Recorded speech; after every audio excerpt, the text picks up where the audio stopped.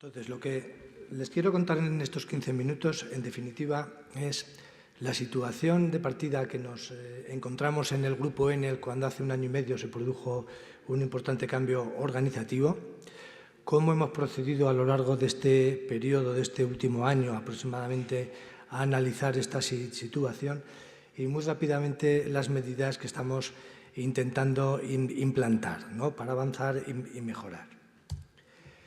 Entonces, muy rápidamente, para que se hagan una idea de lo que estamos hablando a nivel del Grupo Enel, el Grupo Enel está implantado ahora mismo, está presente en 40 países, pero los países más importantes son los que ustedes pueden ver aquí en este esquema, ¿no? Entonces, empezando por Italia, que es el origen del Grupo Enel, España-Portugal, que sería el segundo país en importancia, el área de Latinoamérica, principalmente con los 5 países en los que Endesa ya estaba presente, y el área del este de Europa, con Eslovaquia, Rumanía y Rusia, pues ya se pueden hacer una idea de que estamos partiendo de áreas geográficas muy diversas, con una cultura muy distinta y con una historia además muy distinta. Y en muy pocas palabras, al final, lo que ya verán que nos encontramos aquí pues es una total diversidad, ¿no?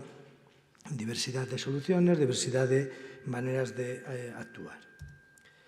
Bien, pues hace 1 año y medio aproximadamente se produjo un cambio organizativo muy importante donde, entre otras cosas, entre otros muchos cambios, se generó una unidad global de servicios, lo que llamamos el Global Business Services, el GBS, ¿no? Esta unidad, que engloba una variedad muy importante de servicios, incluye, entre otras cosas, el Facility Management y los servicios generales, el Real Estate, la Security y un montón de otras actividades, ¿no?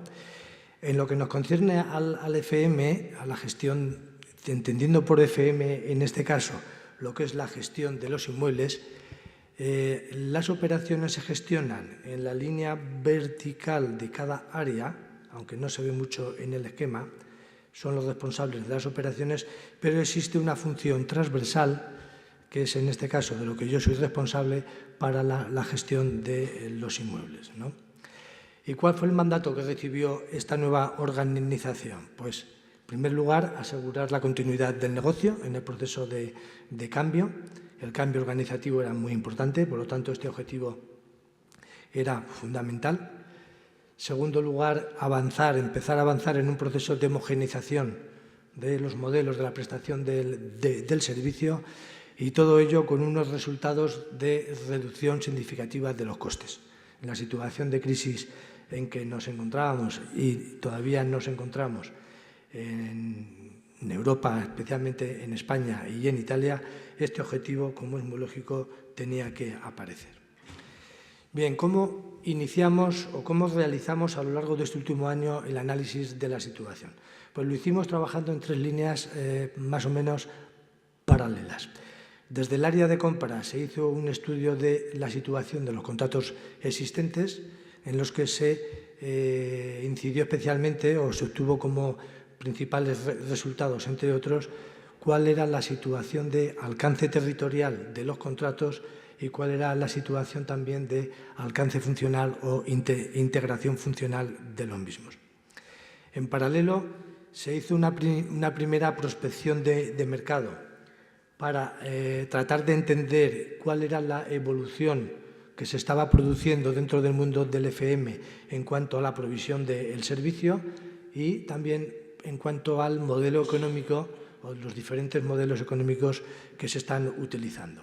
Y finalmente hicimos un benchmarking interno donde comparamos las diferentes componentes de lo que es el modelo de gestión, teniendo el modelo de gestión como la totalidad de las actividades que desarrollamos. Bien, en cuanto al análisis de compras que se realizó, y si ponemos en el eje horizontal lo que llamamos la integración funcional de los contratos y en el vertical lo que es la integración o alcance geográfico de los mismos, pues ahí en este esquema pueden ustedes ver más o menos de manera aproximada la situación de los países que comentábamos antes. Entonces tenemos como casos un poco especiales y singulares. Argentina y Eslovaquia tienen un nivel de integración alto, tanto geográfica como funcionalmente. España está en una situación intermedia y todo el resto de países, tanto de Europa como de Latinoamérica, pues se encuentran en una situación de bastante menor integración, tanto funcional como geográficamente. En cuanto a las tendencias, si algo pudimos detectar como cierta unanimidad en todo lo que hablamos con los proveedores, es que, desde luego, la tendencia es a integrar cada vez más los contratos. Entonces, pero con un cierto orden. Y el orden es el que pueden ver ustedes aquí en esta línea horizontal y luego en la línea vertical. ¿Qué significa esto? Pues que primero se integran los contratos en el aspecto funcional, yendo cada vez a un contrato más integral dentro del mismo territorio, dentro del mismo país en particular, y solamente cuando se ha cubierto esta primera etapa, algunas empresas dan el siguiente salto hacia la integración regional o global, ¿no? No siempre es así, pero es lo que nos transmiten los proveedores, que es lo lógico, porque las sinergias y, por lo tanto, los ahorros económicos están en el desplazamiento en la línea horizontal. En cuanto a los modelos económicos, nos encontramos todo tipo de soluciones, desde los modelos de todo riesgo, que normalmente, salvo que se vayan a contratos de largo plazo, no incluyen la reposición por obsolescencia. Un modelo bastante habitual es el contratar el preventivo más una franquicia del correctivo o, como hacemos nosotros en España, contratar el preventivo más la mano de obra del correctivo, pero no los materiales. Básicamente son los modelos que hemos podido ver. En cualquier caso, sí hemos llegado a la conclusión de que la contratación de las obras debe ser independiente de la contratación de los servicios en sí. Y en cuanto al benchmarking interno, pues como ya les adelantaba antes, nos hemos encontrado con una total diversidad de situaciones. Si nos fijamos en la organización interna, entendiendo por tal tanto los recursos como su organización, pues nos encontramos los países situados en el esquema que pueden ver ustedes en la presentación. Italia y España están en ese eje transversal, en la diagonal transversal que se movería en este esquema, que sería lo lógico. El resto de los países están ligeramente desplazados de la misma, lo cual significa que no existe una correspondencia completa entre un nivel de integración alto, iría asociado a un nivel de recursos internos bajo y viceversa, ¿no? Bueno, pues no tenemos ese nivel de homogeneidad en todos los países. En cuanto a la gestión del cliente, que para nosotros es uno de los aspectos fundamentales, porque luego nos determina todo el proceso de cómo gestionamos internamente al proveedor, pues hemos ido analizando los diferentes aspectos que consideramos más importantes en esta relación con el cliente, desde teniendo en cuenta la visión del cliente como prescriptor de los servicios y teniendo en cuenta la visión del cliente como usuario de los mismos, que no es exactamente lo mismo, ¿no? Entonces hemos analizado cómo se definen los servicios en cada país, cómo se definen y aprueban los presupuestos, las diferentes reglas que tenemos en cada sitio para asignación y gestión del espacio, si el cliente interviene o no a la hora de aprobar determinadas operaciones, cómo se tratan y gestionan las incidencias y los servicios a petición, si existe o no y cómo se gestiona la imputación de costes y la facturación. Bueno, pues aquí, como ya les comentaba, tenemos todo tipo de situaciones, desde países donde el cliente interviene profundamente en nuestra gestión y autoriza determinado tipo de operaciones, hasta otros donde se define el catálogo de servicios, se aprueba un presupuesto y la unidad de FM es básicamente autónoma para ejecutar el presupuesto, ¿no? Y no vuelve a hablar con el cliente si no necesita una ampliación. Son los dos extremos, pero tenemos todo tipo de situaciones. La propia titularidad de los inmuebles y el que estén ocupados o no por otras empresas del grupo es otro elemento de complejidad también aquí en la relación con el cliente, que al final pues tiene también una mayor importancia de la que podría parecer en un principio. En cuanto a la gestión del proveedor, pues tenemos modelos económicos distintos. Básicamente tenemos dos: el modelo de contratación del preventivo más una franquicia del correctivo, y el modelo de contratación del preventivo más la mano de obra, pero no los materiales. Básicamente tenemos estos dos, ¿no?, en diferentes modalidades.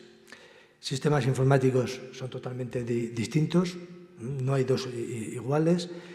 La definición de los KPIs y los SLAs en general es distinta, pero sobre todo es pobre, es quizás el aspecto más característico. Por lo tanto, los niveles de servicio que tenemos también son distintos y sobre todo su definición, como comentaba antes, es pobre, ¿no? Y por supuesto los sistemas de control que tenemos para verificar cómo el proveedor ejecuta los servicios contratados, pues también en general son bastante pobres. En todos estos aspectos descubrimos que tenemos mucho camino por avanzar. Y cuando ya tratamos de analizar, de comparar la eficiencia de los diferentes modelos de gestión, pues es cuando tuvimos más problemas. Hemos analizado la eficiencia en la ocupación. El resultado es que, sobre todo en Europa, y especialmente en Italia y España, nuestra eficiencia en la ocupación de los edificios es mala. Y la razón es histórica. Tenemos ahora mismo más o menos los mismos edificios que teníamos hace 40 o 50 años, pero tenemos la mitad de personal, con lo cual, lógicamente, no los tenemos bien ocupados. La eficiencia de los recursos internos, pues tal como he comentado antes, tenemos diferente nivel de asignación de recursos, la eficiencia también es distinta. Y cuando hemos tratado ya de comparar el coste total, sobre todo en términos unitarios, pues nos hemos encontrado con serias dificultades.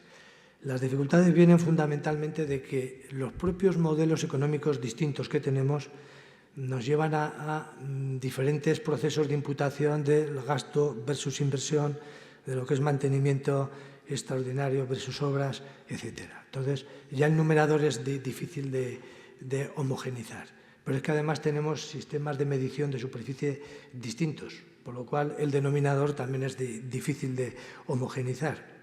Así que, aunque hemos llegado a calcular una serie de ratios, la verdad es que no nos sentimos nada confortables con ellos. Bien, pues tratando de simplificar, porque el tiempo pasa, las medidas que estamos tratando de poner en marcha tienden sobre todo a optimizar el coste total del servicio. Y para optimizar el coste total del servicio estamos atacando los tres grandes capítulos que vemos aquí. La optimización en el coste unitario de los servicios que se prestan en los edificios, la optimización del uso de la superficie y la mejora de los sistemas de gestión y control. Cada uno de ellos, a su vez, tiene se desarrolla en varios apartados, que para abreviar pues vamos a pasar directamente a ellos. En cuanto a la optimización del coste unitario, el primer trabajo que ya estamos haciendo estamos tratando de optimizar el modelo de contratación, ¿no? Entonces, ya hemos definido un borrador de directrices de cómo tienen que ser los contratos. En ese aspecto estamos haciendo un trabajo parecido al que nos comentaba nuestro compañero en la Administración. En este modelo estamos tratando de definir un modelo económico único para todos los países, con cierto margen de flexibilidad, pero un modelo único, un conjunto de KPIs y un SLA que pretendemos que sea común, o por lo menos común en su mayor parte. Vamos a lanzar ya en breve una RFI para conocer más en detalle cuál es la situación del mercado en cada país, porque nos condiciona luego el proceso que tenemos que seguir. Y ya este mismo año vamos a hacer una experiencia piloto en España, donde vamos a lanzar un proceso integral de contratación de servicios para todo el país y vamos a chequear pues, la nueva definición del modelo que estamos haciendo, ¿no? En base a los resultados que obtengamos tanto de la RFI como del piloto en España, pues ajustaremos el modelo y estableceremos plan específico para cada país que dependerá también, lógicamente, de cuál es la situación del mercado en cada sitio. El otro punto para optimizar el coste es optimizar los recursos internos que dedicamos a la gestión. Esto simplemente consiste en definir, que ya lo hemos hecho, un nuevo dimensionamiento de plantilla y los planes necesarios para alcanzarlos, ¿no?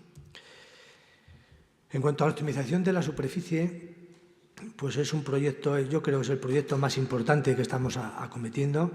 Consiste fundamentalmente en analizar ciudad por ciudad, empezando por las más importantes, qué edificios tenemos, que tenemos varios en cada una de ellas, analizar sus costes, su nivel de ocupación, si son alquilados o no, las fechas de vencimiento, las necesidades del negocio, etcétera, ¿no? Y con todos esos datos proponer una solución distinta, más optimizada a futuro. Normalmente estas nuevas soluciones pues suelen implicar algún tipo de obras en algunos de los edificios, llevan una inversión y llevan un plazo, ¿no? Pero el objetivo es que al final, y siempre que el proyecto se autojustifique económicamente, pues vamos a acometer este proceso de optimización.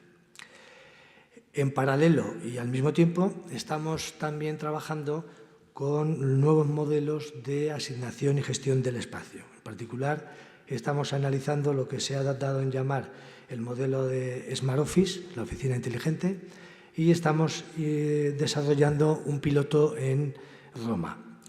Este piloto estará operativo dentro de este mismo año, después de vacaciones, y esperamos poder evaluar el resultado para principios del próximo año, de cara a poder ajustarlo y pasar a aplicarlo en el resto de ciudades, en los principales edificios en general. Y ya pasando al último capítulo de las medidas, pues lógicamente para poder gestionar todas estas cosas necesitamos un lenguaje común y un sistema de apoyo para gestionar todos esos KPIs, todos esos slash de una manera más homogénea y efectiva, ¿no? Entonces, este es otro de los trabajos que estamos desarrollando. Estamos en pleno proceso de selección de un nuevo sistema informático que nos ayude a gestionar todo este entorno. Y esto es todo. O sea, no es nada especialmente espectacular, pero es el trabajo que estamos haciendo y esperamos poder